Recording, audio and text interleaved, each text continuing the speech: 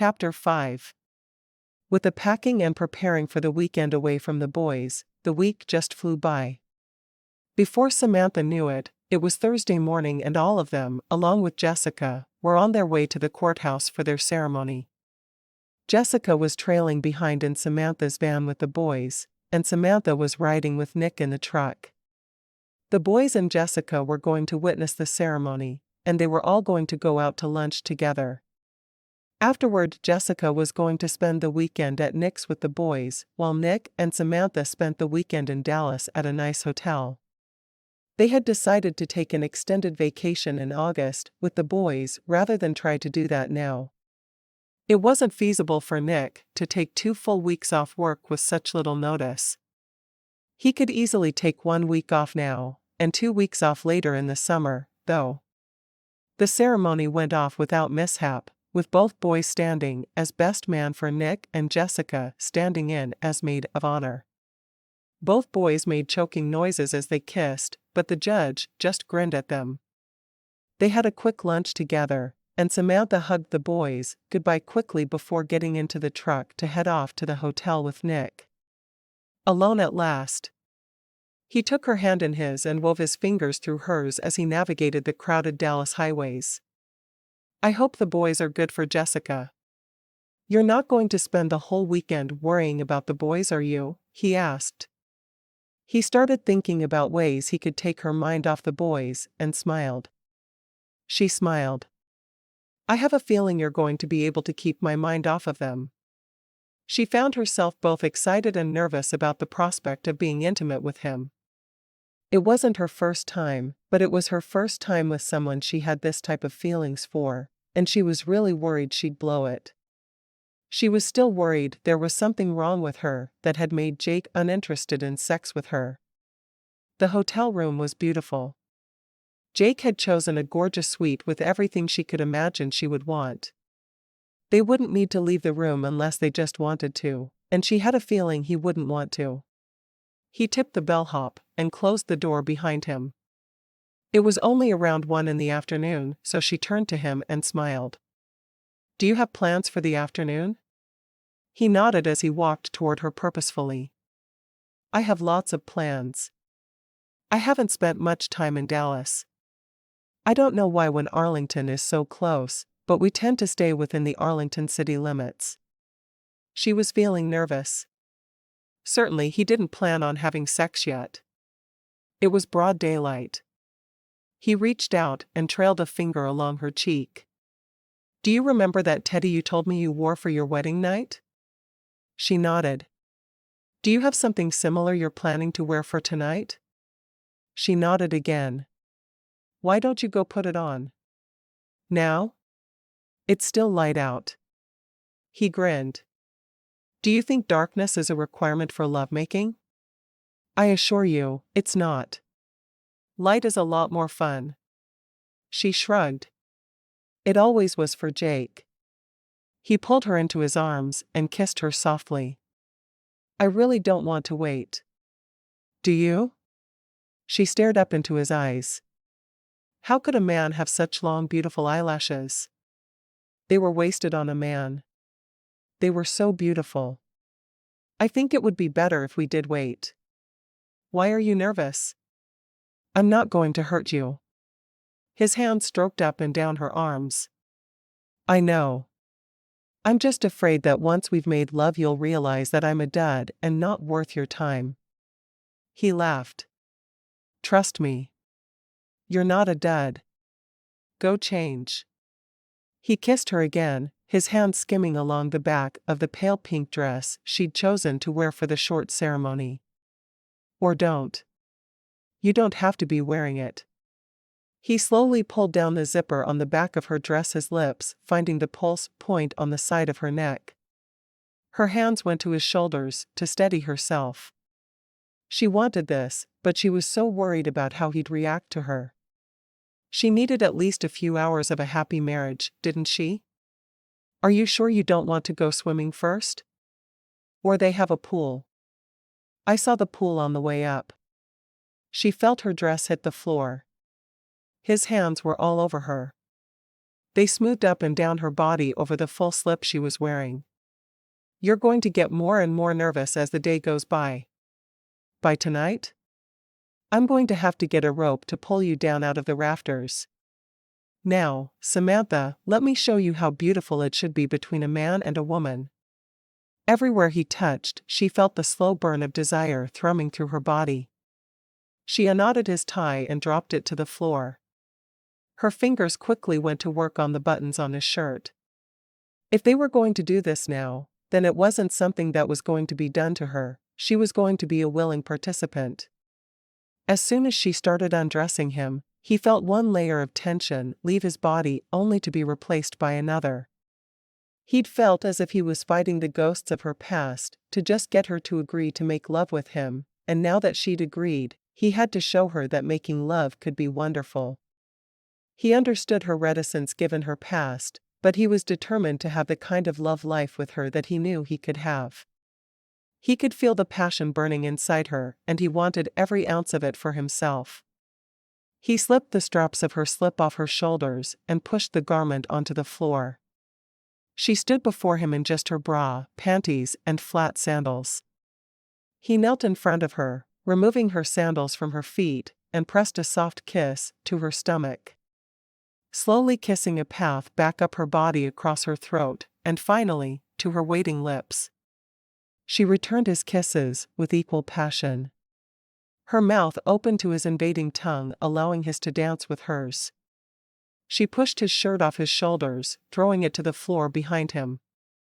His chest was hard and firmly muscled. She'd enjoyed watching it the day they swam together, but the feel of it beneath her palms was better than she had imagined. Nothing in her dreams about him had prepared her for touching him this way. He kicked off his dress shoes at the same time as his hands went around her back to deal with the fastening of her bra. She waited as he pushed the straps off her shoulders and dropped the bra onto the floor. She stood patiently waiting for him to find something wrong with her body. She knew there had to be something. He stared at her in awe. Her body was perfect. Motherhood had done nothing to mar her flawless skin. Her breasts were full and round, and her nipples were small and pink and perfect. He reached out and cupped one of the firm mounds in his hand. "You are so beautiful," he whispered. "You mean you're not disappointed?" "How could I be? You're perfect, Samantha. You're everything I could have asked for and so much more." He picked her up and carried her to the bed. She was down to only her panties, and he was wearing just his slacks. He laid her down gently and came down over her, kissing her and stroking her body everywhere. His soft, gentle kisses along her neck and shoulders were driving her to distraction. Jake had never taken half this amount of time with her before. She had read about men taking this kind of time, but had dismissed it as something that never really happened. He kissed her along her breasts and down to her stomach all the way to the edge of her panties. "You don't mind if I take these off, do you?" She shook her head. "I guess that's okay." She didn't know what he wanted her to do. She lay watching him, trying to decide if she should be touching him, but he was moving up and down her body so much that she just was unsure of what she could be doing. She was so uncertain of herself. With most things, she was completely self-assured. In this one area of her life, she just couldn't get it together. She raised her hips as he slowly peeled her panties down and off, tossing them on the floor. He stood beside the bed and unbuttoned his slacks, pushing them and his boxers down and off. She averted her eyes when they were gone, not wanting to stare at him there. Jake had hated when she looked at him nude. He returned to the bed beside her and resumed his stroking. His fingers went between her thighs and touched her softly. "Are you ready for me, sweetheart?" "I guess so." She wasn't really sure what that meant. He moved between her thighs and pressed himself against her entrance. It didn't feel strange like it always had with Jake. She had to get Jake out of her head. It felt so good. Nick felt good. He entered her slowly and pressed deep inside her, holding himself still as he pressed a kiss onto her lips. Is that okay? She stared into his eyes, shock obvious in hers. It feels good. He laughed. Of course it does. It's supposed to. Had it never even been a little bit enjoyable for her? It never did before. I thought there was something wrong with me, that it couldn't feel good or something. She felt tears squeezing out of the corners of her eyes. She wasn't sure if they were tears because it felt good or tears because she had believed for so long that there was something wrong with her, and there hadn't been. He held himself still inside her as he gently kissed each tear away. It's always going to feel good from now on, Samantha. I care about you, and making love is a way of showing how much I care. Okay? She nodded. At her nod, he slowly moved inside her. At his first movement, her eyes opened wide with surprise. With Jake, it had always hurt, because she had never been ready for him. She couldn't believe the pleasure this was bringing her. She wrapped her arms around his neck and pulled his lips down to hers for her kiss. His steady thrusts inside her had something happening inside her.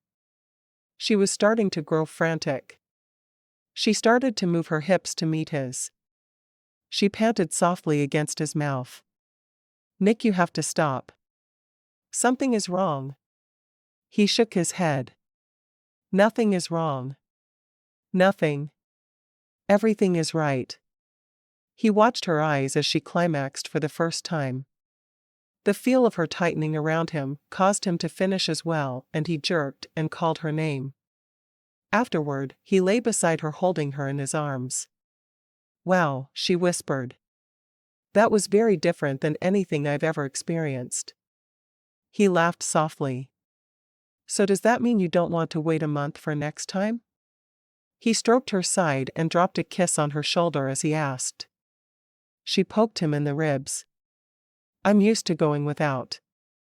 Do you want to wait a month until next time? He shook his head. I don't want to wait an hour until next time. She kissed him with abandon. I'm so glad I let you talk me into this. You were right. I'm not broken or defunct or anything. No, you're not. Not at all. His hand started stroking her with purpose, and she knew then that she wouldn't be waiting even a full hour before they made love again. They spent the entire weekend in the suite of the hotel. They ordered room service for every meal, and only called to check on the boys once a day. It was hard for Samantha not to call more often, but she knew that they were in good hands, and she needed to spend time with her new husband. By the time Sunday rolled around, she was feeling a lot more secure in her sexuality. She knew that things would change once they were home with the boys, but she also knew that at bedtime, the fun would begin. Chapter 6. The transition to the new house was mostly painless. She sold almost all of her old furniture and most of her old household items. She put the house on the market and waited to hear about a sale. She got along well with the housekeeper that he had in place. She found that if she cooked the 4 days a week that Mrs. Patterson wasn't there, and simply picked up after them, the rest was done. Increasing the size of her family had drastically lowered her workload due to the addition of Mrs. Patterson. They'd only been married a month when she started feeling sick all the time. She was napping a lot, and really dragging. Nick finally insisted that she see a doctor, and she left the boys with Jessica while she went out. When Dr. Griffin said the words, she stared in stunned silence. Pregnant. It had taken her 3 years to get pregnant with Luke. When she got home, she joined Jessica and the boys out by the pool. You staying for lunch, Jess? Sure. What did the doctor say? Not a lot. I'm fine. She couldn't tell Jessica first. It wouldn't be right. Jessica watched her for a minute and then her eyes grew wide. She looked to see if the boys were within earshot before hissing, You're pregnant. Samantha nodded. I wanted Nick to be the first to know. She should have known she wouldn't be able to keep it from Jessica, though. Were you guys trying? Samantha shrugged. We weren't not trying. It took me so long to get pregnant with Luke, I just figured it would take a while, you know? I mean, we want kids, but I wasn't really ready to be pregnant today. Not that I'm not happy about it, I'm just a little startled.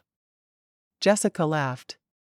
You and Jake only did each other every seventh Sunday from what you've said. It makes sense that you got pregnant so fast with Nick if the way he looks at you is any indication of your sex life. Not that I'm prying for details or anything. Is it an indication of your sex life? Samantha blushed. None of your business, Jessica.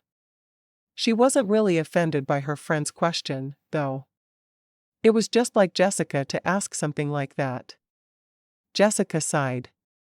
You never let me live vicariously through you. Samantha shrugged. I'll let you keep the boys while I'm in the hospital. Will that work for you? It's not as good as hearing about the sex, but I guess it'll do. She watched as Connor did a cannonball into the pool, splashing Luke. You never told me how the moms reacted to the news of you getting married. Samantha made a face. They were happy that I'd found love again. They were mad they didn't get to meet him first. They were mad they didn't get to plan the wedding. They were mad they didn't get to keep the boys for the weekend. She shrugged. It went about like I expected. I don't think it's hurt their relationship with each other, though, and that's good. Were you afraid it would?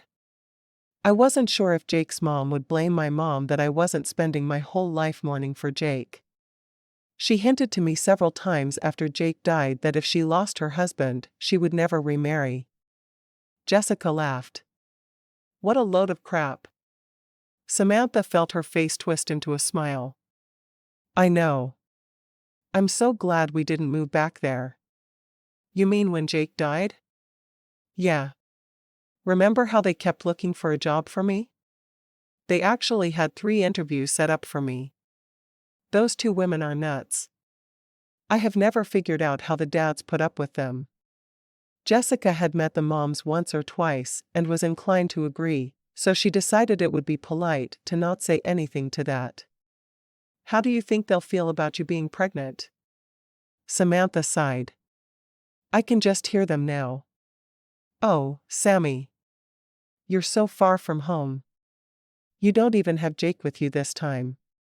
How will you manage? She paused for effect. They're going to come here for Thanksgiving so they can meet Nick and Connor. I can't wait. Jessica stifled a laugh. Me neither. I want to hear all about it. Hey. Can I come for Thanksgiving? Please? You just want to gloat. Of course, I do. She thought about it for a minute. It actually might help some of the tension to have her there. Okay, sure. You can come for Thanksgiving. All right. I can't wait. Turkey for Jessica.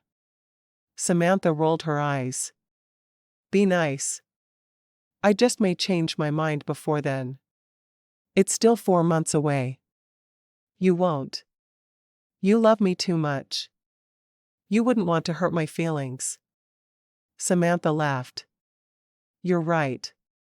I wouldn't. She stood up. Let me go see what I can scrounge together for lunch. Boys.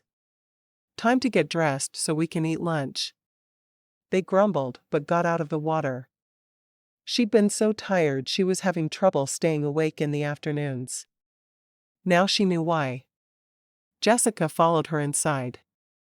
Would you be willing to watch the boys while I nap this afternoon? It's so hard for me to stay awake. I mean, you're already here and being a wastrel anyway. Sure.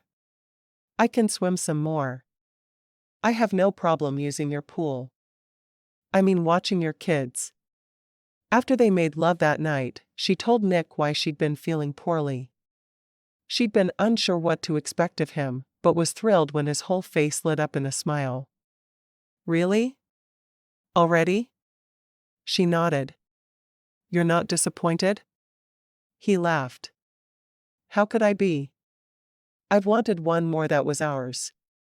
He caressed her stomach as he asked, "Do you want a boy or a girl?" "A girl would be nice, since we already have 2 boys, but honestly a healthy baby would thrill me." She kissed him happily. "I'm so glad you're not upset that it happened so fast." "I'm really not." "How far along are you?" "About 5 weeks. We're looking at mid-April, probably." "Well, at least you won't be hugely pregnant during the heat of the summer." "Very true. That'll be the end of my school year, though. Someone will have to take over my class for me after that." Luke was an April baby too. They talked long into the night about the benefits of having a baby in the spring. She was ecstatic over his reaction. He was truly excited to be a father again. There was an unused room next to their bedroom that he had used for a nursery when Connor was a baby. As he'd gotten older, he'd moved him down the hall. Slowly as time went by, the empty room was transformed into a nursery. A few days before Christmas, just after the holidays from school had started, the doorbell rang. The boys were upstairs in the playroom that was really more of a man cave to her way of thinking. The room was full of pinball machines and different video game systems. It even had a billiard table. Now that it was too cold to swim, they spent most of their free time up there playing. Samantha made her way to the door. She wasn't quite waddling yet, but she was definitely walking slower than she had been before she'd been pregnant. She'd been so slim before that she looked as if she'd swallowed a small playground ball. Not a watermelon yet, but she knew from experience with her pregnancy with Luke that was coming.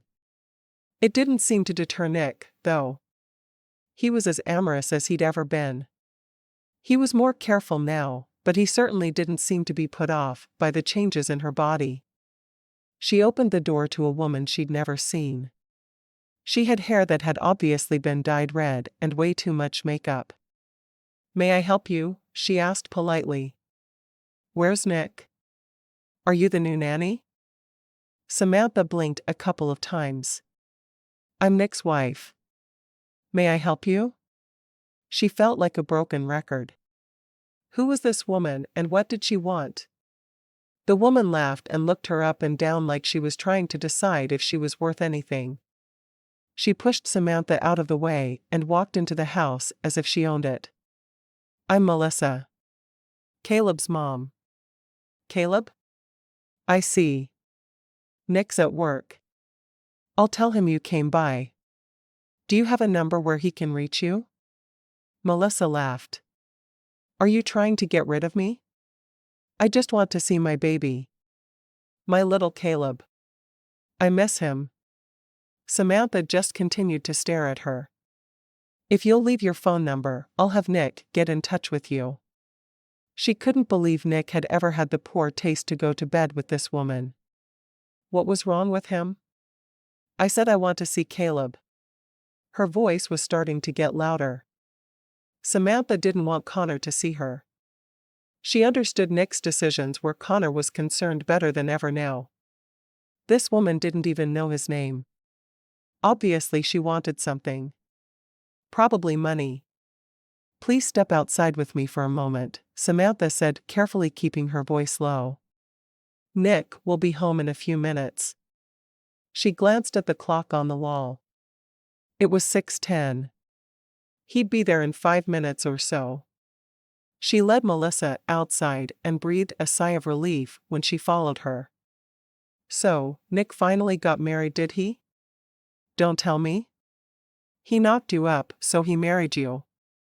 "He wanted me to marry him, too, but I didn't want to get married. He told me he loved me every day while I was pregnant.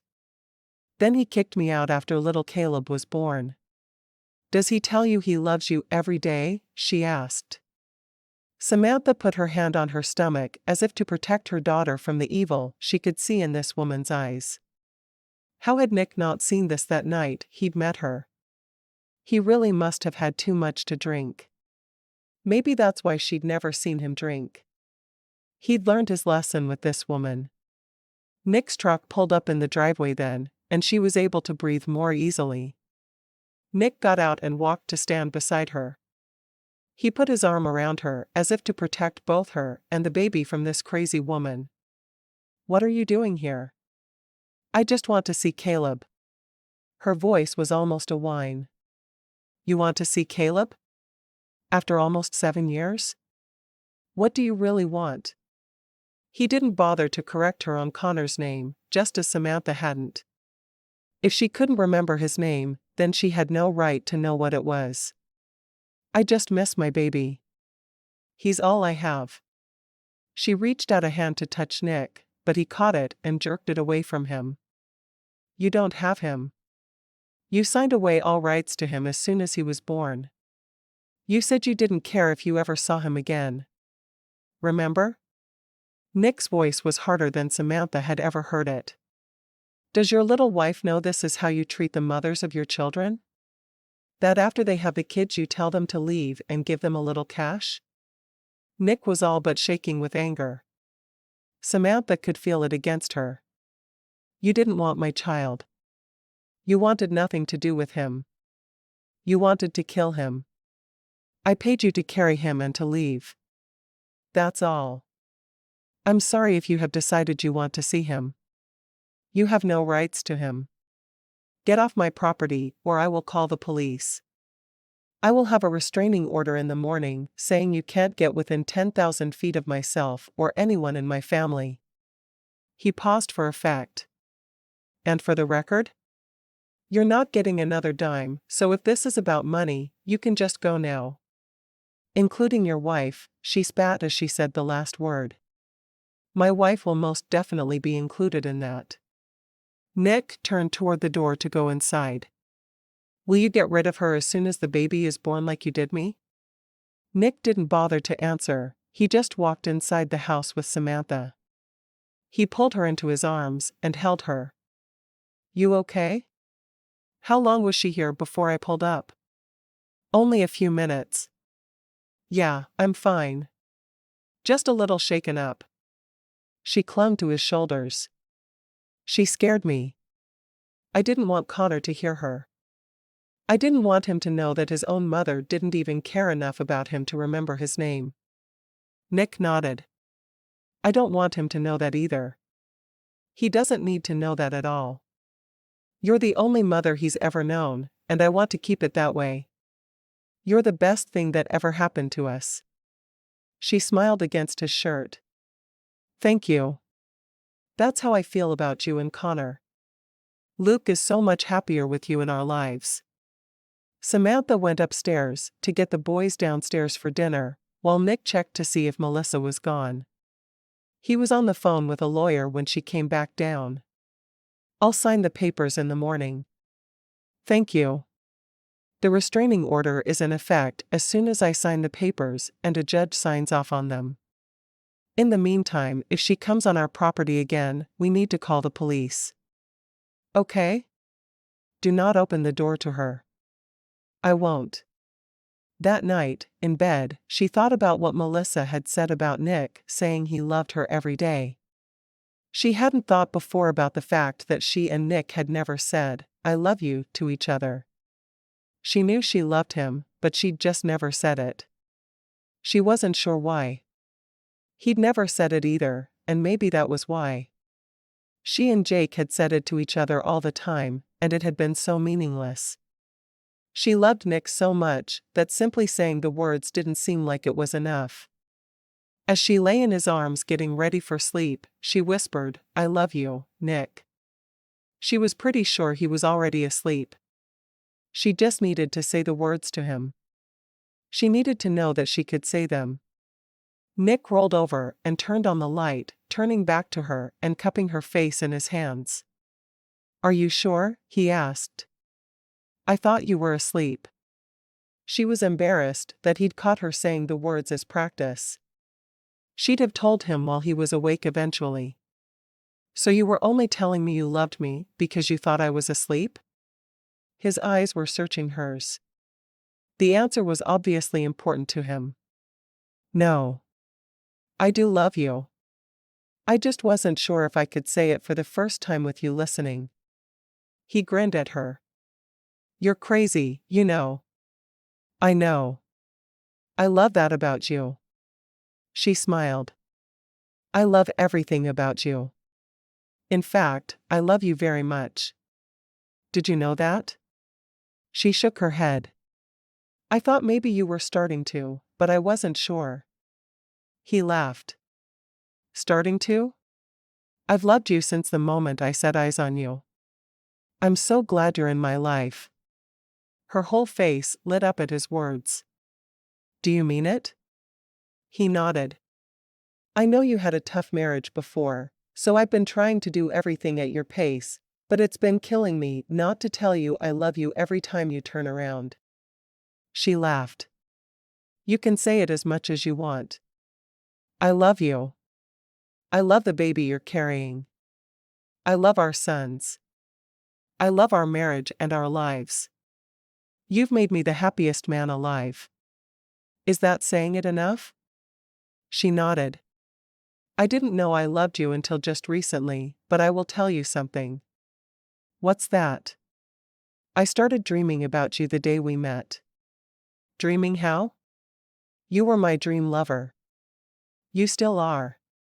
But now you're my dream lover when I'm awake. She buried her face in his neck, inhaling his scent. She was so glad she'd paid attention to those dreams. He'd made her life complete. He smiled and drew her close. No matter what life threw at them, he knew they could face it together.